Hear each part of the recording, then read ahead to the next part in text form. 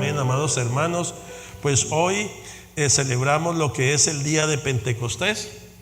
Y extraordinario porque nos dice la escritura que después de la ascensión del Señor en el aposento alto pasó algo extraordinario. El Señor resucita, asciende a los cielos después de haber estado 40 días mostrándose a los apóstoles.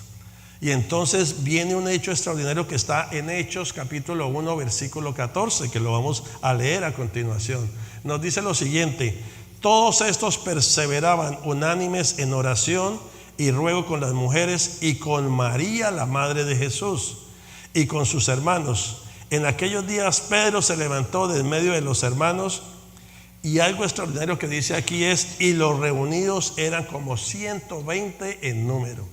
Entendemos que no eran solo los discípulos que estaban allí, había un gran número, 120 personas en ese aposento alto, esperando esa manifestación de la gloria de Dios, confiando en el poder del Espíritu Santo. Y entonces nos dice en Hechos 2 versículo 1: cuando llegó el día de Pentecostés estaban todos unánimes y juntos. Eso es extraordinario porque estar juntos, podemos estar juntos, pero unánimes es la clave. Unánimes es que tenemos el mismo sentir. Estamos en Cristo Jesús, estamos anhelando una visitación del Padre, estamos gozosos de una manifestación de su gloria. Amén. Eso es lo extraordinario. Hoy podemos estar juntos aquí, pero si no estamos unánimes, nada va a pasar. Si hay pensamientos divagando, si hay corazones que no están queriendo experimentar la gloria de Dios, nada va a pasar, o puede pasar, porque para Dios no hay nada imposible. Pero cuando leemos las escrituras vemos que dice que todos estaban juntos y unánimes, todos en un mismo sentir.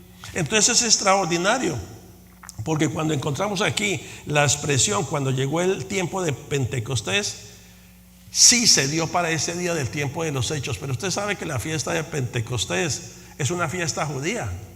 Es una fiesta judía que fue dada por medio de la ley de Moisés al pueblo de Israel, a su pueblo escogido. Una importante fiesta judía que sucedió mucho antes del derramamiento del Espíritu Santo. Lo que pasa es que los pensamientos de Dios, como dice la escritura, son más altos que los nuestros. Amén. Así como son los cielos de alto sobre la tierra, son los pensamientos de Dios. Dios tiene todo completamente diseñado para un día y una hora. Por eso cuando nosotros estamos esperando planes, promesas en el Señor, seamos agradecidos con el Señor. No nos adelantemos ni nos atrasemos, no nos entristezcamos ni nos afanemos, porque todo tiene su hora debajo del sol, dice la escritura. Amén. Todo lo que se quiere debajo del cielo tiene su hora. Entonces, ¿qué significa la palabra Pentecostés? La palabra Pentecostés significa en el griego Pentecoste, con K, Pentecoste, que significa 50, y se celebra 50 días después de la Pascua. Es decir, la Pascua la celebran en Israel, que es otra fiesta, que es la fiesta de la liberación. Es una gran fiesta. Pero después de la Pascua, de la celebración, que es una gran fiesta, vienen otros 50 días. Y es quinquenio, son 5. Por eso es importante que nosotros también tomemos hacer planes quinqueniales, para que la vida no se nos vaya yendo cíclicamente, como que va pasando la vida y no pasa nada. Cada 5 años, pues 50 años viene la fiesta de Pentecostés, esta fiesta judía. Ahora, lo que encontramos cuando leemos el Antiguo Testamento es que hacía parte de 3 fiestas muy importantes para los judíos, fiestas anuales que fueron establecidas por Dios mismo para la nación de Israel. Y encontramos la primera fiesta, la de la Pascua. ¿Cómo la conocen ellos en Israel? El Pesaj, esa es Pascua. La segunda, Pentecostés, que es la que celebraban en Israel. La celebraron hace como 3 días, creo que fue el 21. Celebraron la fiesta de Pentecostés, que también es llamada la fiesta de las semanas o la fiesta de las primicias. En Israel se llama Shavuot, con B-U, Shavuot. Y la tercera es la fiesta de los tabernáculos, llamada Sukkot. O sea, son 3 fiestas principales en donde, en Israel.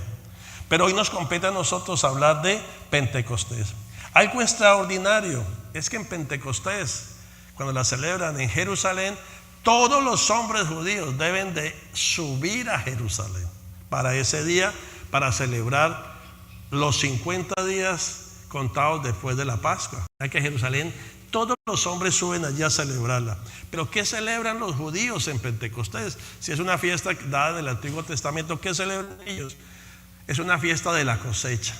Ellos preparan lo mejor de la cosecha para llevárselo al Señor en agradecimiento a Él. Es una fiesta de primicias, una fiesta de las cosechas. Y entonces, ¿qué hacen ellos allí? Pues se presentan en gratitud en su corazón. Esta mañana estábamos leyendo un salmo hermoso de gratitud al Señor, porque esa fiesta es: Señor, tú has sido tan bueno. Entonces hay tres aspectos que se celebran en esa fiesta en Israel. Número uno, gratitud a Dios por todo, por lo que les ha dado y por lo que no les ha dado y por lo que les va a dar. Gratitud total, una confianza total del Señor. Número dos, dependencia del Señor. Señor, nosotros dependemos de ti. Nosotros no dependemos del gobierno, no dependemos de las personas. Tú eres nuestra dependencia. Y se celebra también que te reconocemos a ti, que tú eres nuestro proveedor. Esos son los tres elementos importantes que se celebran en la fiesta de Pentecostés en Jerusalén: gratitud, dependencia y reconocimiento. ¿Por qué fue tan importante que el Espíritu Santo descendiera en Pentecostés? Porque estamos viendo que Jerusalén lo celebra, pero algo ocurrió también en Pentecostés, en la iglesia de los Hechos. ¿Por qué fue tan importante que el Espíritu descendiera precisamente para la celebración de esa fiesta de Pentecostés en Jerusalén? No fue casualidad, porque en Dios no hay casualidades. Amén. En Dios hay propósitos, y el propósito que Dios tenía es que escogió esta celebración por varias razones importantes. La número uno, había judíos de muchas nacionalidades que venían a Jerusalén a celebrar los 50 días, el Pentecostés. Venían agradecidos a Dios, venían a decirle: tú eres mi proveedor, dependemos completamente de ti. Entonces escogió esa fiesta porque, como había tantos judíos de tantas naciones, el impacto que iba a hacer el Espíritu Santo era para que el Evangelio corriera a través del mundo, lo cual aconteció en ese día. ¿Por qué Dios también escogió esta fiesta? Porque Pentecostés habla de la cosecha. Habla de la cosecha que ellos están celebrando. Entonces, así como ellos celebraban la fiesta en lo natural, la fiesta de Pentecostés en los Hechos iba a celebrar la cosecha de almas. Amén. Porque ese mismo día se levantó Pedro, lleno del poder del Espíritu Santo, y predicó un mensaje, y se convirtieron ¿cuántas personas? 3,000 personas se convirtieron. Cosecha de almas. Fue un impacto tan impresionante que todos aquellos entendieron. Pero ¿por qué se convirtieron ellos? Porque escucharon de Cristo Jesús. Dice que ellos se compungieron en su corazón al saber que el Señor había sido crucificado, al saber que Él era el Mesías, y ellos, con ese mensaje de Pedro cristocéntrico, entregaron sus vidas a Cristo Jesús. Amén. Glorioso, fue preparado por el Señor para ese día. Pero número 3, es porque ese día se marcaba el nacimiento de la iglesia. Hechos capítulo 2 de los apóstoles marca el inicio de la iglesia cristiana. Hoy nosotros estamos por ese hecho que el Señor marcó en Hechos capítulo 2. Ahí inició todo, cuando ellos descendieron del aposento alto y compartieron la palabra del Señor, y hubo una manifestación gloriosa que dice que ellos empezaron a hablar en otros idiomas, ¿recuerdan? Y que los que estaban alrededor decían: pero estos deben de estar borrachos. Y ellos dicen: no, un momento, nosotros no estamos ebrios. Es que ha venido el poder del Espíritu Santo, descendió, porque estábamos unánimes juntos, porque estábamos creyendo en el Señor, porque para nosotros primero es el Señor. Y como el Señor es el Señor de nuestra vida, porque creemos en Él, Él nos embarga con Él completamente, estamos llenos del amor de Cristo, pues entonces vino una manifestación gloriosa del Espíritu Santo en nosotros. Amén. Extraordinario lo que aconteció en ese momento. Entonces, vamos en este contexto, que de la fiesta judía se pasó al derramamiento del Espíritu. De una fiesta importante judía vino el derramamiento del Espíritu. Si le quisiera poner un título a la prédica de hoy, le pondría: vivir hoy bajo el poder del Espíritu Santo. Y eso es lo que nos llama el Señor hoy. Vivir hoy bajo el poder del Espíritu Santo. Porque ellos en ese día lo recibieron ese poder. Pero ¿qué hay de nosotros? Porque cuando vemos el libro de los Hechos, ¿qué acontece? A partir de ese día, todos ellos, los de la iglesia, empezaron a ver sanidades y milagros. ¿Recuerdan? Se empezaron a ver sanidades, endemoniados salían, y eran por mano de los discípulos. Ellos empezaron a ver una manifestación gloriosa, no solamente ese día. O sea, Pentecostés pasó y Pedro le dijo a los discípulos: vámonos, que ya se acabó esto. Jamás. De ahí inició toda la iglesia, y por causa de ellos amar tanto a Jesús y entregar su vida, hoy está la iglesia de Jesucristo aquí en la tierra. Amén. Hoy estamos nosotros porque ellos amaban a Jesús y predicaban de Jesús, y por eso la manifestación gloriosa del Espíritu Santo se dejó venir. Entonces, ¿cómo vivir hoy bajo el poder del Espíritu Santo de nosotros? Porque podemos nosotros pedirle al Espíritu Santo que venga con ese poder hoy ante nosotros, y puede venir entre nosotros. Pero ¿sabe qué es algo que el Señor, cuando estaba preparando esta prédica, me decía? Pero es que antes de venir la llenura del Espíritu Santo, tenemos que creer en Jesús. Amén. Creer en Jesús. Y no creer en un Jesús simplemente que yo de vez en cuando me acuerdo de él, no, es creer, convertirnos completamente a Cristo Jesús. Es que yo le entrego mi vida, mi alma, todo mi ser, mis pensamientos, se los entrego a él. Es que no solamente es el domingo que yo vengo a la iglesia, vengo cada domingo, adoramos y regreso y vuelvo a ser el mismo. No, ese es un Cristo religioso que está colgado en esos crucifijos, que aparece ahí todo muerto. Ese no es. Es que Cristo es la esperanza de gloria y debe vivir nosotros todos los días de nuestra vida. Amén. Ese es el poder del Espíritu Santo. Pero para eso necesitamos convertirnos. La iglesia de Jesucristo, necesitamos convertirnos a Cristo Jesús. Y tú dirás: pero ¿cómo, pastor, si yo ya hice la confesión de fe? Sí, y estamos experimentando el poder del Espíritu Santo. O la iglesia de Jesucristo a nivel mundial se acostumbró solamente domingo a domingo y nada más. Y hoy el Señor nos llama a que vivamos hoy bajo el poder del Espíritu Santo. Y para eso es creer en Cristo Jesús. Porque cuando creemos en Cristo Jesús, cuando abrimos nuestra boca como Pedro, se van a convertir las personas. Amén. Como lo que hicieron Juan y los discípulos, van a ver: wow, es que estos se convirtieron a Cristo Jesús. Y vamos a tener una convicción delante de nosotros. Por eso Juan el Bautista, que el Señor me llevó, vamos a ver varios pasajes del Evangelio de Juan, porque aquí el Señor nos va a dejar saber algo, una escritura que me tenía a mí hacía como 3 semanas. Es que el Señor conoce los corazones de todos nosotros, pero nos conoce exactamente.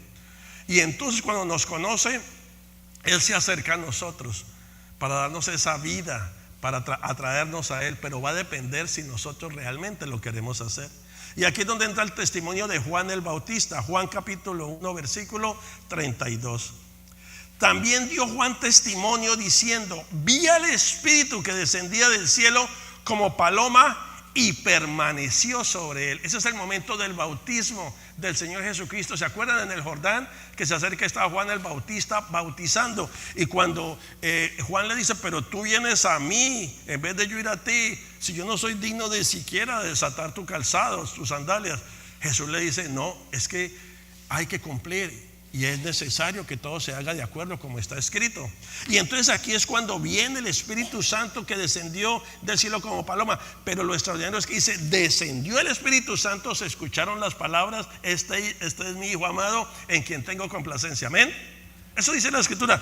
Pero aquí nos dice la Escritura que descendió sobre Jesús y permaneció sobre él. Amén.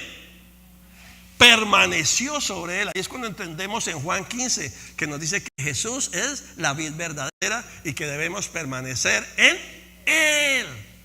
Si no permanecemos en él, dice esa escritura, seremos cortados. ¿Por qué? Porque si no estamos permaneciendo en él, no va a haber fruto, y todo aquel que no da fruto es echado fuera de la vid. Y es porque el Espíritu de Dios permaneció sobre él. Y mire lo que es el versículo 33: y yo no le conocía, pero el que me envió a bautizar con agua, aquel me dijo: sobre quien veas descender el Espíritu y que permanece sobre él, ese es el que bautiza con el Espíritu Santo. ¡Wow! Qué extraordinario, porque Dios mismo que envió a Juan el Bautista, que lo mandó a bautizar en agua, le dijo, vas a poner mucha atención, cuando el Espíritu descienda y que permanezca sobre él, ese es. Porque como habían tantos falsos maestros y hoy hay tanto falso maestro, pero tienes que tener ese discernimiento espiritual, porque es que permanezca el Espíritu Santo sobre él. Y entonces el versículo 34 dice, y yo le vi, es el testimonio de Juan el Bautista, dice, yo le vi y he dado testimonio que este es el Hijo de Dios. Qué extraordinario, hermanos, que nosotros tengamos esos dichos de la boca, que digamos, yo conocí a Jesús y yo doy testimonio, Él es el Hijo de Dios. Amén. Que podamos celebrar bien Pentecostés, decir, sí, Él es el Hijo de Dios, delante de cualquier persona, que no tengamos temor, que no tengamos misticismo, ni pena, ni nada de eso. No, Cristo es el Hijo de Dios. En medio de una sociedad que ahora todo es relativo, es que todo depende, y todo ese relativismo, no, Cristo es el Hijo de Dios y punto. Ahora están hablando que no, que es que la Biblia le falta reforma, que es que hay cosas que no concuadran, que hay que actualizar la Biblia. No, nosotros sabemos en quién hemos creído, amén. Y Cristo es el Hijo de Dios, es el Cordero. Entonces, después de esto, del bautismo de Jesús, es cuando viene el llamado a los discípulos. Fíjese que hay un orden. Primero viene el Espíritu de poder, que permanece en Cristo, y ahí sí va llamando a los discípulos. Y simplemente le dice, ven y ven. Ven y ven, y los discípulos van porque ven algo en Cristo, y es el Espíritu que permanece en él. Porque si el Espíritu no hubiese permanecido en Cristo, no había milagros, no había poder, no había podido derrotar a Satanás en el desierto. Y ellos van entonces los discípulos. Y entonces cuando leemos el Evangelio de Juan, describe 7 señales. No las vamos a ver hoy por causa del tiempo, vamos a ver si hay caso 2. Pero el Evangelio de Juan describe 7 señales que hizo Cristo, poniendo de manifiesto el poder del Espíritu Santo, pero sobre todo la misericordia de Dios. Porque si hay algo es que Dios sí que es misericordioso, amén. Dios tiene una misericordia, por eso David decía, es mejor la misericordia que la vida. Porque una vida sin la misericordia de Dios no sirve. ¿Para qué? Si es esa misericordia que todos los días está al lado de uno, nos acompaña, nos ayuda, que muchas veces no la vemos y la reconocemos, pero Dios es misericordioso y fiel, amén. Y entonces Juan describe 7 señales. La primera, las bodas de Caná. Las bodas de Caná, muchos sabemos, el Señor es invitado a una fiesta. Jesús iba a todas las fiestas judías, y cuando llega esa boda, pues es una boda hermosa. ¿A quién no les gusta la boda? Las bodas son hermosas, nos gustan las bodas, amén. Ese día nos compramos el mejor traje, vamos, pasamos, o sea, anhelamos estar en una fiesta de esas.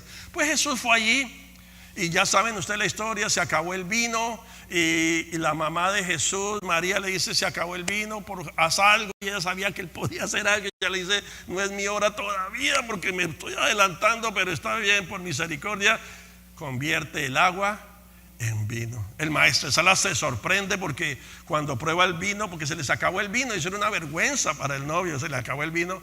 Pero Jesús allí dijo, no puede pasar eso, vamos a darle, y le voy a dar el mejor vino. Y de hecho se lo dio, que el maestresala dijo, lo probó y dijo, wow, qué tremendo, porque usualmente el novio deja el vino regular o el menos bueno. El bueno lo dan primero, pero ya después el malito lo guardan como para rellenar la cosa. Dice, pero este vino jamás lo había probado yo. Y entonces eso fue un milagro. Y ¿sabe qué? En esas fiestas nadie se emborrachaba. ¿Por qué? Porque había mucho gozo, había alegría. Y era la vid, era la uva que no estaba llena de alcohol. Hoy usted va a una boda y se toma 2 vinos, y usted dice, ¿qué es esto, por Dios? ¿Cierto? Porque tiene tanto alcohol. Pero en ese tiempo no. Se utilizaba en las bodas por la alegría, por el gozo, y porque se acercaban las familias a conversar. Y Manuel, ¿cómo estás? Y tu esposa Jenny, ¿cómo está? Y cuéntame cómo va tu trabajo, y cómo está Vicky. Había esa fraternidad, se tomaban el vino de gozo.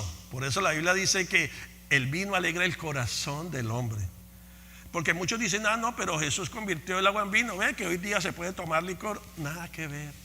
Era la cosecha que había, era el sustento para las familias. Entonces convirtió el agua en vino y eso fue extraordinario. Pero mire lo que dice Juan 2:11. Este principio de señales hizo Jesús en Caná de Galilea y manifestó su gloria. Y sus discípulos creyeron en él. Creyeron en él por ver la manifestación de la gloria de Cristo Jesús. Creyeron en él. Ellos dijeron: verdaderamente este es el Hijo de Dios. Cuando hemos visto la manifestación de la gloria del Señor en nuestras vidas, nosotros podemos decir lo mismo. Nosotros creemos en Cristo Jesús. Creemos porque Él ha hecho esto. Creemos porque Él cambió mi lamento en baile. Creemos porque yo ya no pienso lo mismo. Creemos porque Él me sacó de la angustia. Creemos porque me sacó de la adicción, de los vicios. Amén. Dice que los discípulos creyeron en Él. Hermanos, y en esta iglesia, una de las columnas, por decirlo así, de la visión es que hacemos énfasis en hacer discípulos. Y discípulos de Cristo es creer en Él. Una discípula es creer en Él. Creyeron en Él la manifestación de su gloria. Ahora, miren esto, fueron los discípulos, pero Jesús predicándoles a ellos quién era Él. Y sabe que en medio de un gente que conocía la venida del Mesías, tenían una fe negativa. Y yo decía: wow, qué tremendo. Porque encontré este término en una de mis Biblias de estudio y dije: ¿se podrá tener una fe negativa estando nosotros conociendo a Jesús? Y fíjese que sí, Jesús lo dice, sí, hay una fe negativa, porque hay una fe correcta y una fe negativa, no una fe perfecta, pero hay una fe negativa. Vayamos a Juan 11:23, porque aquí están los primeros creyentes en Jerusalén, pero tienen una fe negativa. Miren lo que dice Juan 11:23. Estando en Jerusalén en la fiesta de la Pascua, muchos creyeron en su nombre, viendo las señales que hacía milagros Jesús, dice que muchos creyeron en su nombre. Versículo 24. Pero Jesús mismo no se fiaba de ellos, porque conocía a todos. Hoy cuando yo leí esto dije: wow, qué tremendo, porque Jesús nos conoce a todos, hermanos. Todo, pero todo, es un escáner completo que nos conoce desde el pelo aquí hasta la uña, la más pequeñita. Porque dice que Jesús no se fiaba de ellos, porque conocía a todos y no tenía necesidad que nadie diese testimonio del hombre, pues Él sabía lo que había en el hombre. Cuando habla aquí del hombre, es del ser humano. Jesús conocía a todos extraordinariamente. Dice que muchos creyeron en Él, pero porque veía las señales, es decir, por lo que me puede dar. Yo creo en Jesús porque me puede ayudar en esto, porque me puede hacer esto. Yo en Él confío. Cuando Jesús se daba cuenta de eso, decía: yo no confío en ellos, porque van a estar por un tiempo y después se van a ir. Y eso era lo que pasaba. Entonces Jesús los conocía a ellos y decía: nadie me va a dar testimonio de nadie, porque yo los conozco. Porque Jesús caminó en la tierra 100% hombre y 100% Dios.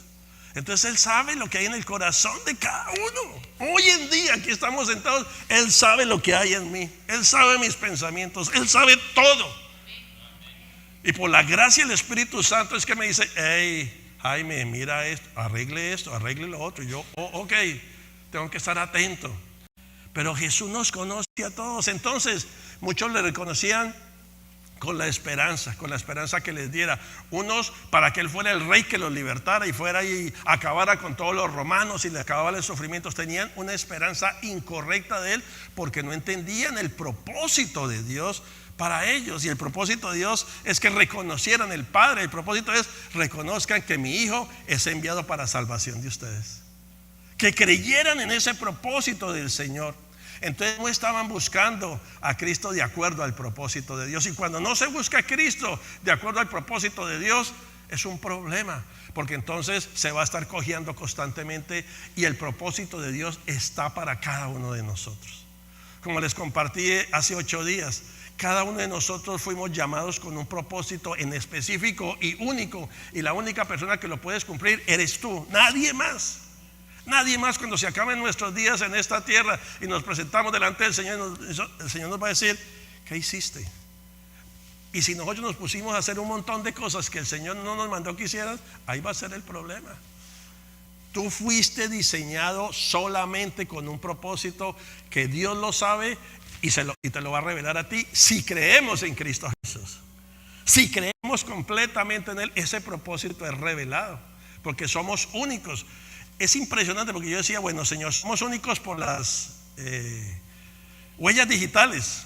Ahí está la diferencia. Pero es asombroso que cuando nacen una parejita de mellizos, yo pensé que eran completamente iguales y son diferentes. Tienen diferentes actitudes, conductas diferentes. Dicen, no, pero si son mellizos, diferentes. Todos somos diferentes y Dios nos hizo únicos para cumplir un propósito que Él tiene para cada uno de nosotros. Amén.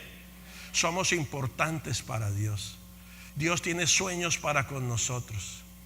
Dios tiene sueños y ese sueño hay que pedirle al Señor: Señor, revélame el sueño tuyo para mi vida, porque mis sueños son tan pequeños delante de los tuyos. Pero es cuando nosotros creemos completamente en Cristo Jesús. Ahora, esa es una fe incorrecta de ellos. Veamos la fe correcta. Juan 6:29. Respondió Jesús y les dijo: esta es la obra de Dios, que creáis en el que Él ha enviado. Él les decía, esta es la fe correcta. Les dice, que ustedes crean que yo he sido enviado por el Padre. Esa es una fe correcta que les enseñaba. Si ustedes quieren, síganme con una fe de acuerdo al propósito de Dios. Síganme sabiendo que yo soy el Hijo de Dios, que yo soy el Cordero de Dios. Les empieza a enseñar esa fe correcta a todos los que llegaban a escuchar sus mensajes. En Juan 8:30-31 les dice lo siguiente: dijo entonces Jesús a los judíos que habían creído en Él, porque había muchos judíos que creían en Él. Creyeron 3,000 de un solo con Pedro, pero cuando Jesús predicaba creían en Él. Si vosotros permanecéis en mi palabra, seréis verdaderamente mis discípulos. Amén. Si permanecéis, si vosotros permanecéis en mi palabra, seréis verdaderamente mis discípulos. Eso nos lleva a que para ser discípulos del Señor necesitamos permanecer en su palabra. Su palabra debe ser la que nos rige. No es lo que yo piense, es que yo voy a jugármela por este lado, es que yo lo hago por aquí mejor, es que tanto que la Biblia, es que tanto que dice el pastor, el líder. No, la palabra es clara. Si permanecemos en Él, seremos verdaderamente discípulos. ¿Y sabe para qué está llamada la iglesia? Amada iglesia y preciosa iglesia de Jesucristo. La iglesia de Jesucristo está llamada exclusivamente para ser discípulos. Amén. Dile a la persona que está al lado: estás llamado para ser discípulo, discípula. No hay más, no hay más. Para ser discípulos, porque a eso fue lo que vino el Señor, a ser discípulos. Lo demás que venga, pero lo principal es hacer discípulos. Porque la única manera de permanecer en Cristo es ser discípulos de Él y permanecer en su palabra. Entonces Jesús les enseñaba a ellos la fe correcta, pero ellos no entendían y siempre estaban experimentando una fe incorrecta. Juan 8:37, unos versículos adelante, el Señor hablándole, a ellos hablando, ellos razonando, y dice lo siguiente: el Señor, perdón, dice: sé que soy descendientes de Abraham, pero procuráis matarme, porque mi palabra no haya cabida en vosotros. Estos mismos que habían creído, había otro grupo que creía y otro grupo que ya quería matar a Jesús, porque claro, lo que decía Él, que transformara sus corazones, no les gustaba. Pues se acuerdan que Jesús les decía: sepulcros blanqueados. ¿De dónde ustedes han aprendido todo eso? Les hablaba, los confrontaba para salvación. A ellos no les gustaba, pero Él les dijo antes: permanezcan en mí. Y ellos le decían: nosotros somos hijos de Abraham, somos lo último, la última Coca-Cola del desierto. Y ahí el Señor les dice: pero entonces, ¿por qué procuran matarme? ¿Por qué se levantan en contra de mí? ¿Por qué mi palabra no tiene cabida en vosotros? Les preguntaba Jesús. ¿Qué es lo que pasa con ustedes? Que la palabra no les puede penetrar a ustedes. Entonces es una fe completamente incorrecta, negativa. Personas superficiales que conocían y creían en Jesús por los milagros, pero de nuevo no correspondían al propósito de Dios. Solo por los milagros, por las ayudas, pero no correspondían a ese llamado a permanecer, a creer en el Cristo resucitado. Juan 12:42. Con todo eso, aún de los gobernantes, muchos creyeron en Él, pero a causa de los fariseos no lo confesaban, para no ser expulsados de la sinagoga, porque amaban más la gloria de los hombres que la gloria de Dios. ¡Ah! ¡Qué tremendo! Amaban más la gloria de los hombres que la gloria de Dios. Aún gobernantes, privilegios. No, yo mejor no digo nada porque puedo perder a mis amigos, este grupito exclusivo. No. Gente de alto nivel. No, que no vayan a saber que yo soy cristiano. Una pérdida total. Aman más la vanagloria, les decía Jesús, que la gloria de Dios. Ustedes creen en mí por las señales, pero ustedes no se atreven a creer públicamente que yo soy el Hijo de Dios, a confesarlo, a testificar de mí. Pura vanagloria, solamente estar agradando a hombres, estar agradando personas, pero no me agradan a mí porque mi palabra no tiene cabida en ustedes, le decía el Señor. Aún estos son gobernantes con esa superficialidad.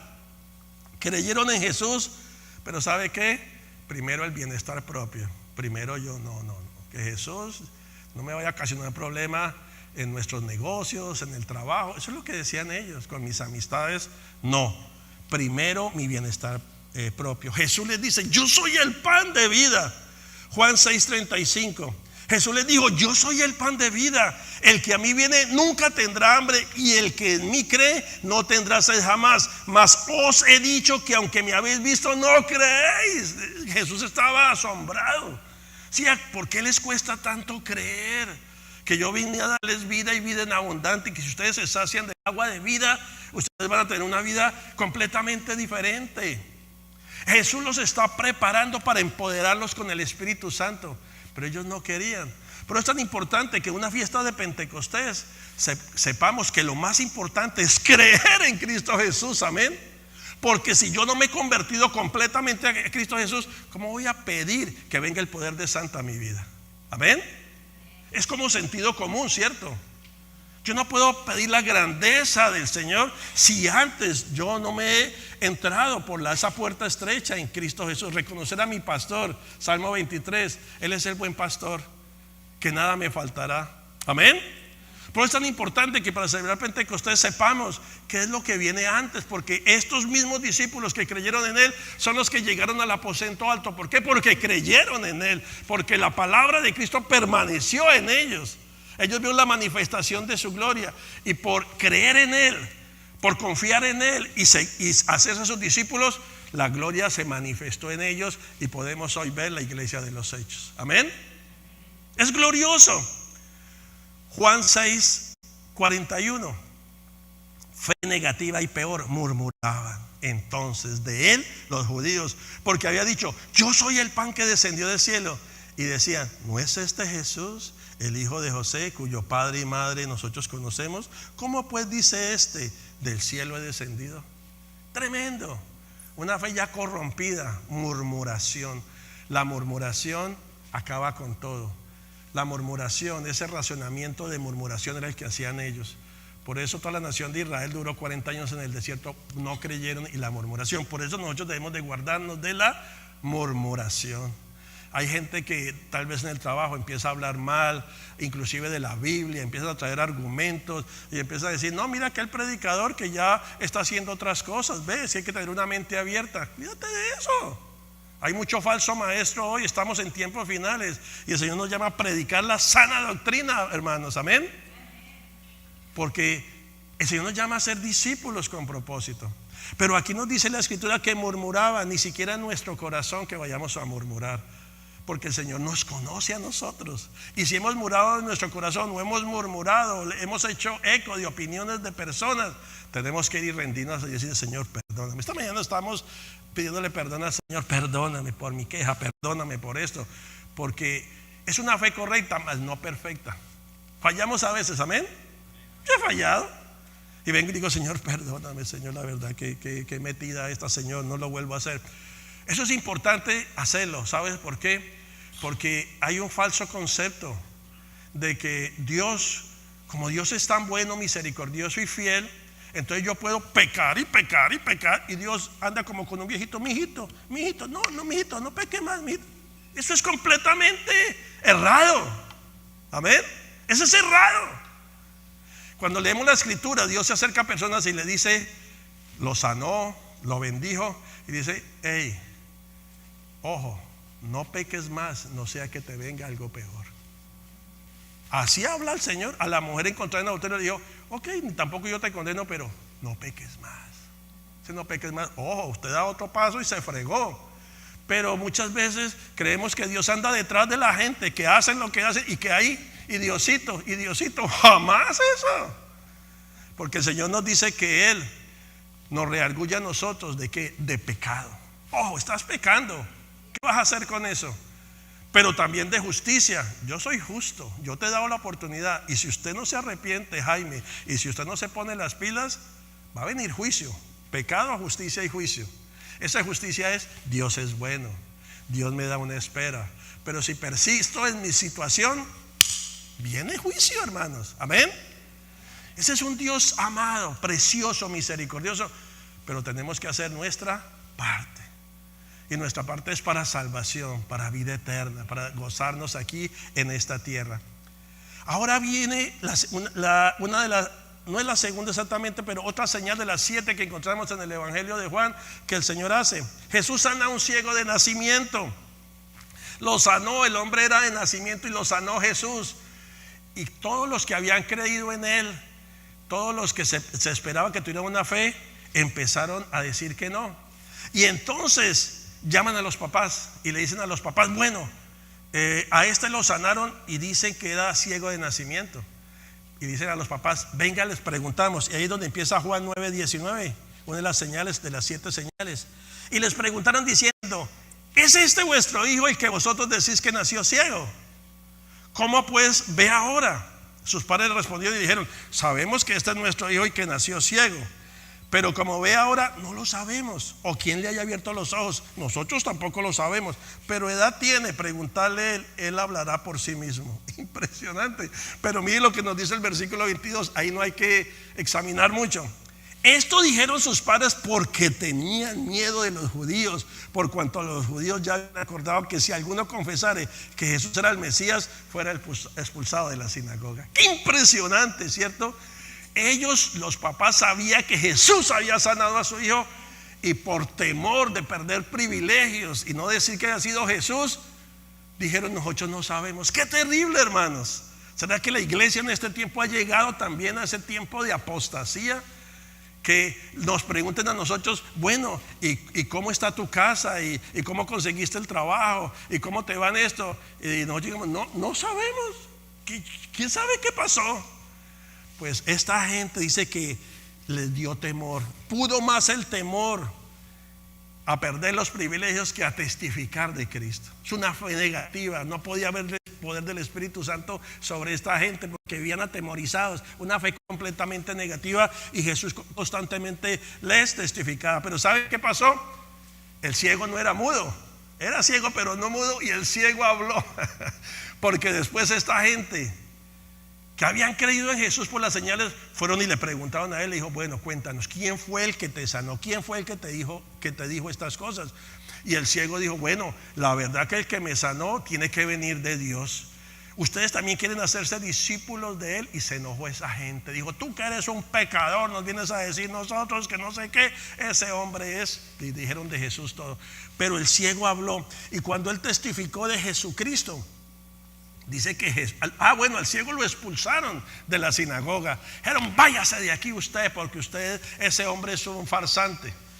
Y en Juan 9:35 dice que oyó Jesús que habían expulsado al ciego de la sinagoga. Dice: oyó Jesús que le habían expulsado, y hallándole le dijo: ¿crees tú en el Hijo de Dios? Él respondió y dijo: ¿quién es, Señor, para que crea en él? Le dijo Jesús: pues le has visto, y el que habla contigo, él es. Y él le dijo: creo, Señor, y lo adoró. Wow, una fe correcta. La expulsión no le importó nada, lo adoró al Señor. Creo en ti, y le adoró. Y mire lo que dice Jesús en el versículo 39. Dijo Jesús: para juicio he venido yo a este mundo, para los que no ven, vean, y los que ven sean cegados. Y esa es la ceguera espiritual, hermanos, que hay sobre la iglesia del Señor Jesucristo en el mundo. Ceguera espiritual, que no reconocemos a Cristo Jesús. Creemos que le conocemos, pero nosotros no le amamos. Nosotros no somos discípulos de Él. Y toda la iglesia es llamada a ser discípulos. De nuevo, si algo estamos como iglesia es para hacer discípulos de Cristo Jesús. Amén. No discípulos de Jaime Perdomo, no discípulos de tal pastor, no discípulos de tal líder, de Cristo Jesús. De Cristo Jesús. A eso está llamada la iglesia hoy. No estamos llamadas, lo demás sí, claro, pero lo principal es el hacer discípulos.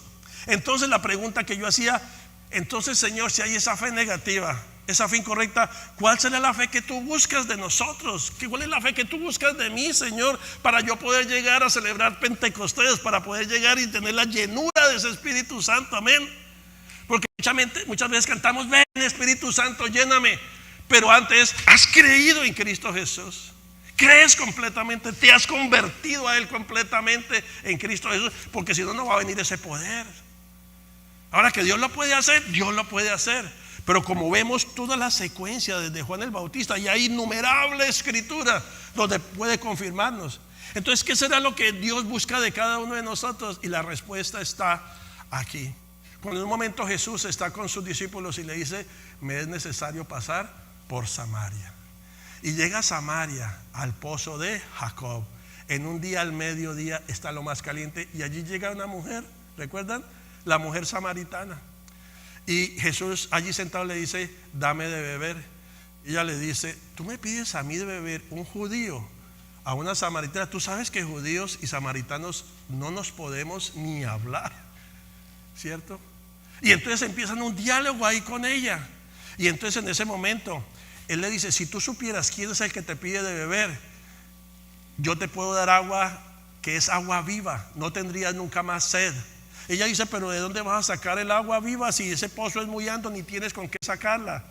Ella no está entendiendo, pero Jesús la está llevando a ese momento de que ella necesita esa agua viva. Y entonces le dice Jesús, yo te puedo dar de esa agua viva. Se lo estoy parafraseando, usted tiene que leerlo, por el tiempo no lo podemos leer. Pero en ese momento ella dice, yo quiero de esa agua viva. Pues claro, si no voy a tener nunca más sed, no tengo que venir a este pozo a esta hora al mediodía. Porque ella iba a esa hora del mediodía porque era juzgada y señalada, le tocaba ir a esa hora. Jesús lo sabía. Recuerde, Jesús nos conoce a cada uno de nosotros. Él conoce nuestros corazones. Y entonces en ese momento que ella le dice, dame de beber esa agua, ahí es donde empieza Juan 4:17. Respondió la mujer, pero Jesús le dice, ven y trae a tu marido para darles agua. Y ahí es donde le responde la mujer y dijo, no tengo marido. Jesús le dijo, bien has dicho, no tengo marido, porque 5 maridos has tenido y el que ahora tienes no es tu marido. Esto has dicho con verdad. Wow, Jesús conoce. No hay que decirle, Él sabe. Dios, ya tienes 5 mujeres, mi amor. Ya llevas la secuencia y estás con el sexto y nada. Esa sed que tienes se tiene que acabar y yo te doy esa agua de vida para que se acabe esa sed. Porque si no vas a seguir tropezándote y tropezándote. Y claro, ella se siente avergonzada y le quiere cambiar la conversación al Señor. Entonces lo lleva a decirle, me parece que tú eres profeta. Le dice, claro, le dijo todo porque los profetas descubren los secretos del corazón. Amén. Y conocemos por la pastora Jenny que uno dice, pero ¿quién te lo contó si nadie lo sabía, si no era solamente yo? El don profético descubre eso. Entonces le dijo, pareces que tú eres profeta, pero ella trata de sacarse de esa situación porque la había descubierto. Y entonces la lleva y le dice, nuestros padres adoraron en este monte y vosotros decís que en Jerusalén es el lugar donde se debe adorar. Y Jesús le explica que ciertamente se debe adorar. ¿En dónde? En Jerusalén, porque de los judíos viene la salvación. Cristo es judío. Pero en el versículo 23 le habla de la fe correcta. Le va a hablar a una mujer samaritana. Número 1, en ese tiempo los judíos no se relacionaban con las mujeres, las veían como poca cosa. Si a alguien hay que darle gracias por reconocimiento de la mujer, se llama Cristo Jesús. No le dé las gracias al feminismo, esa cosa que sacaron ahorita, para nada. Hay que decirle, Cristo, gracias porque tú le diste la posición a la mujer donde ella pertenecía, amadas hermanas. Porque en ese tiempo las mujeres no podían hablar. Por eso los discípulos, cuando lo vieron hablando a Jesús, se espantaron y dijeron, hablando con una mujer, si eso está prohibido. Al día de hoy, cuando uno va al muro de los lamentos allá a orar en Jerusalén, las mujeres tienen un lugarcito aparte de los hombres. Y sabe que el de los hombres es el más grande, el de ellas es el más pequeñito. En la ley está así, es la situación. Pero Cristo Jesús vino a deshacer completamente eso. Entonces le da el estatus a ella de mujer, la reconoce, habla con ella. Pero en este momento la está guiando a una mujer samaritana. Judíos y samaritanos no se hablan. Ellos aborrecen a los samaritanos, no quieren nada con ellos. Cuando van a pasar a Jericó, a otra ciudad, no quieren pasar por Samaria porque no quieren saber nada de ellos. Pero Jesús se acercó a ella y a esta mujer que no tiene ni harta ni parte, le está ofreciendo a ella que le da esa agua de beber. Pero antes le trae esa exhortación.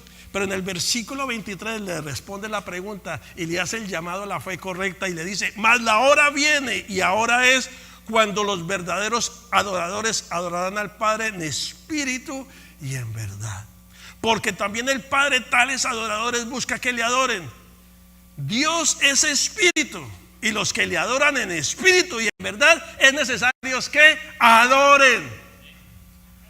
Le está diciendo no a un judío, le está diciendo no a una persona religiosa, a una mujer que no tiene chance, a una mujer que nada. Pero Jesús se acerca porque ve que en ese corazón puede haber arrepentimiento, puede haber humillación y puede dejar esa vida pasada que lleva para entrar a la vida abundante que le ofrece Cristo Jesús. Amén.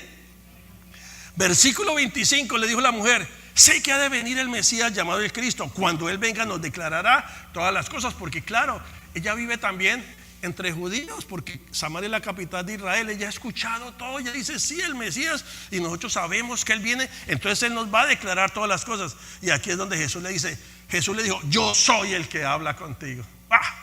Digo, yo soy el Mesías, yo soy el Hijo de Dios. Se lo está diciendo a una mujer porque Jesús ya vio en su corazón que es una mujer estigmatizada, que la señalaban por su vida que tenía, porque los hombres solamente la buscaban para ese tipo de cosas. Y por eso ya fue al mediodía, una mujer rechazada, una mujer que no tenía chance. Y Jesús le ofrece: mira, hay agua viva para ti. Pero en ese momento, ella cuando le dice: yo soy el que habla contigo, es la oportunidad de ella de creer que Él es el Hijo de Dios, que Él es el Cristo, que Él es su amado. Porque muchos se acercaron a llamarla de la manera incorrecta, a buscar solo placeres carnales. Pero Jesús se está acercando a decirle a ella: mi amor es todo para ti, yo te entiendo, yo te comprendo, yo sé por qué llegaste ahí. Porque ella la señalaban porque no sabía su trasfondo, qué fue lo que le pasó, tantas situaciones que venían. Por eso Cristo Jesús conoce los sentimientos y necesidades más profundas del corazón. Amén.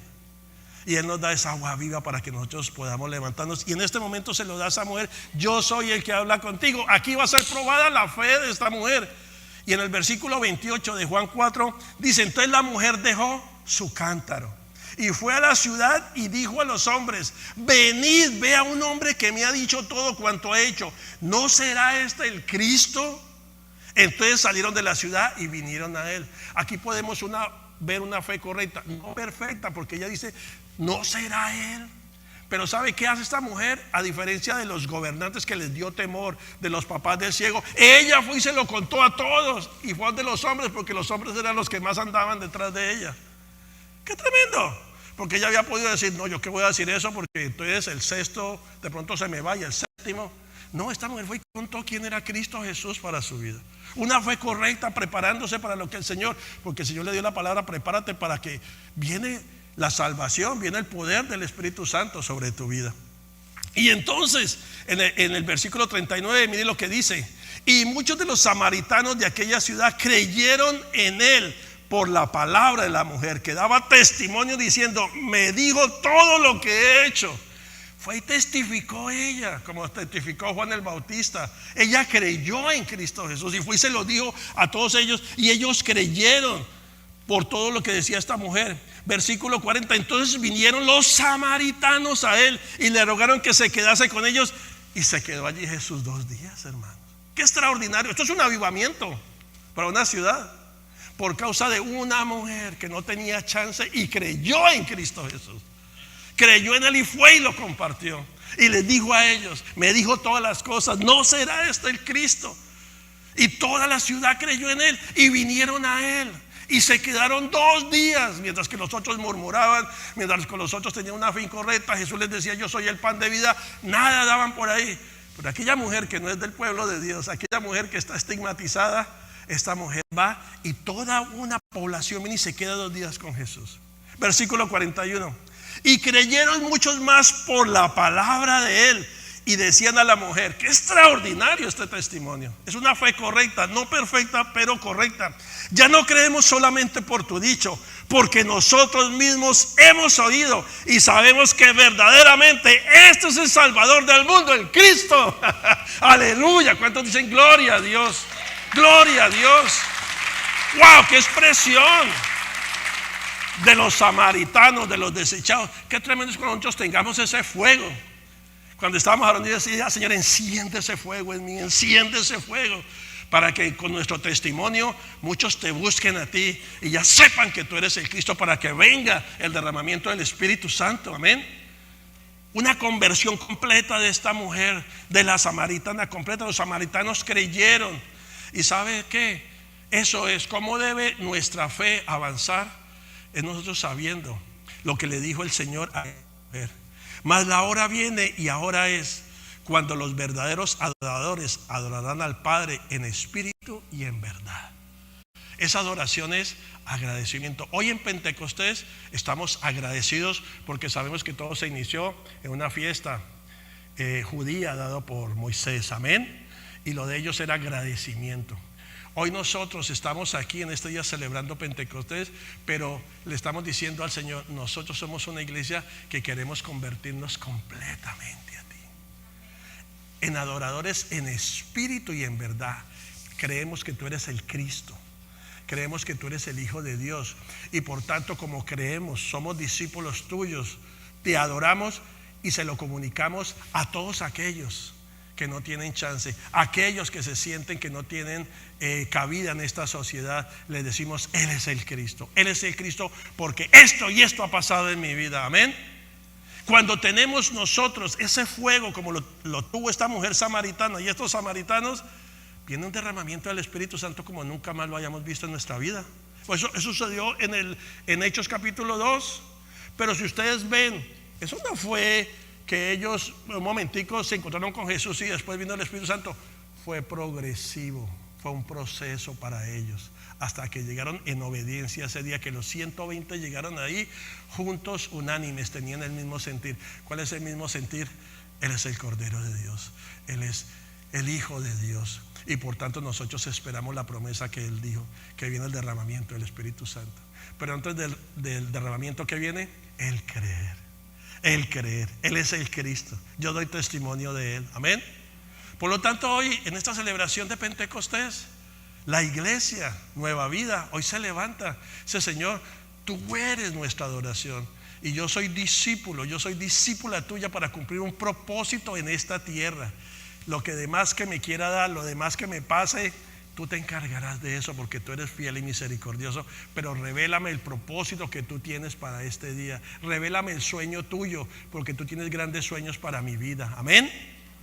Hay sueños que tenemos, porque todos tenemos sueños, y tal vez se han diluido, pero tal vez ese no sea el sueño de Dios a lo que te ha llamado. Por lo tanto, tenemos que decirle: Señor, revélanos el sueño tuyo, porque el sueño tuyo es más grande para mi vida. Amén.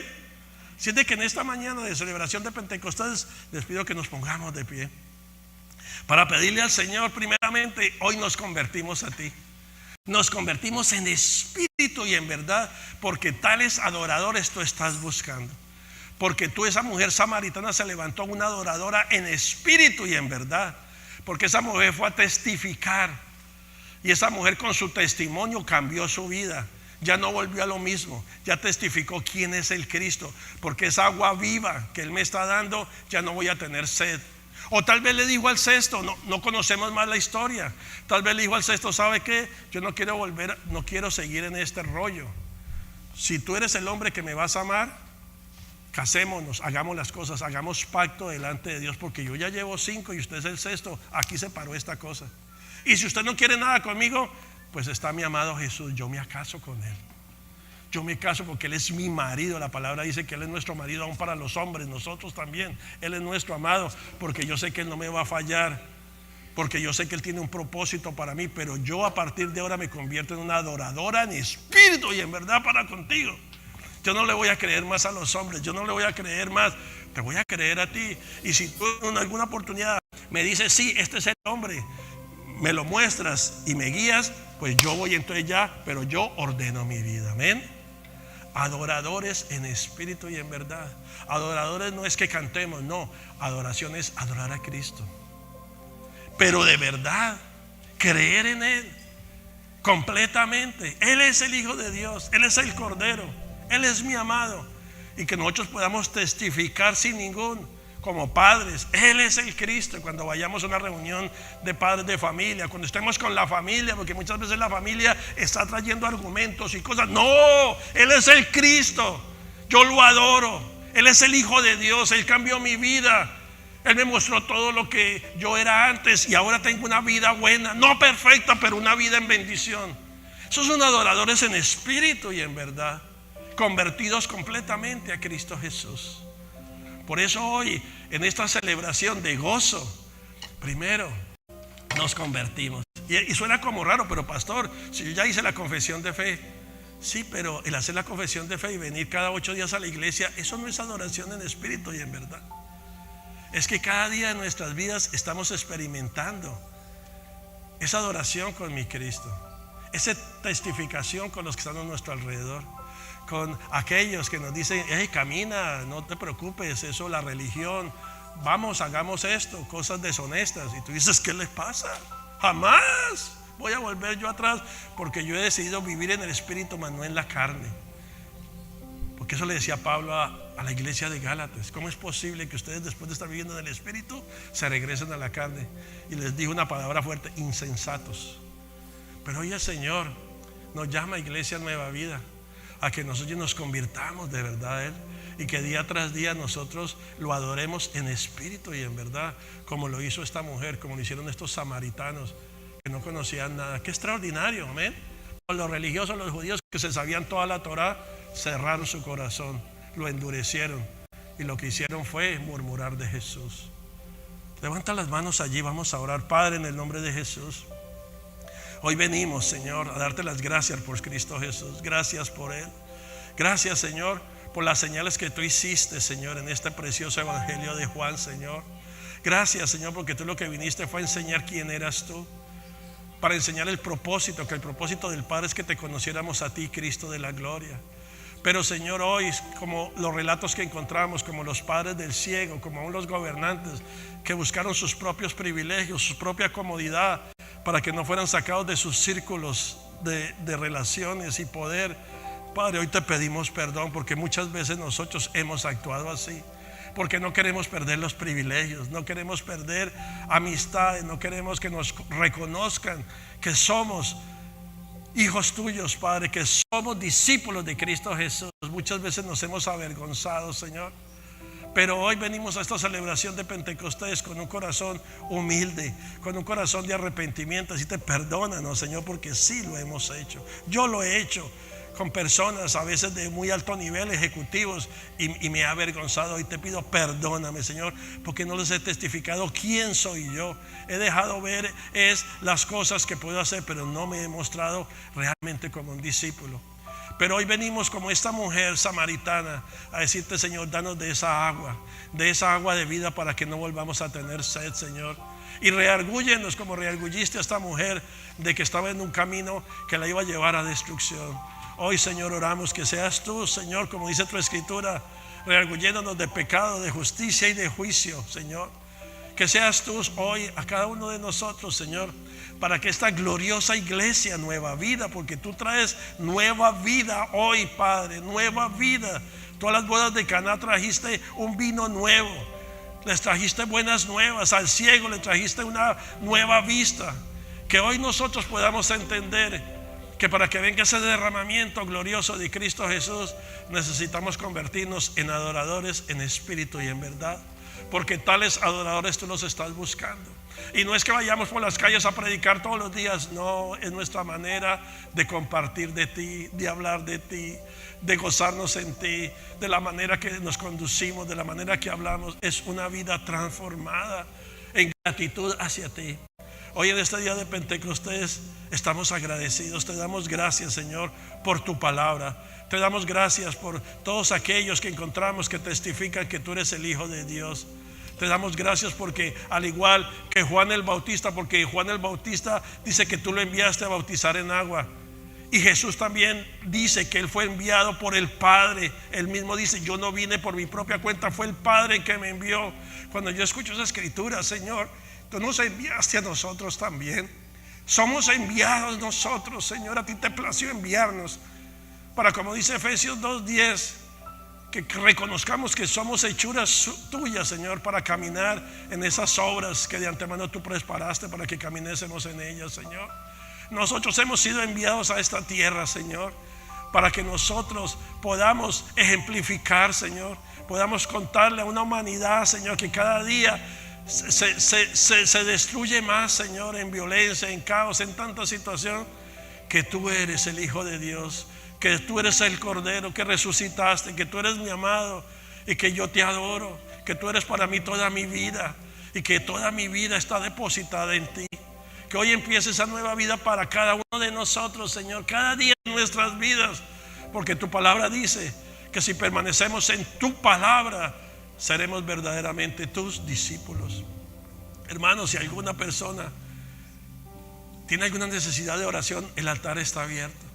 Si tú necesitas reconciliarte con Cristo Jesús, porque tal vez te han llenado tanto la mente de tantas cosas, aquí es el altar, queremos orar por ti.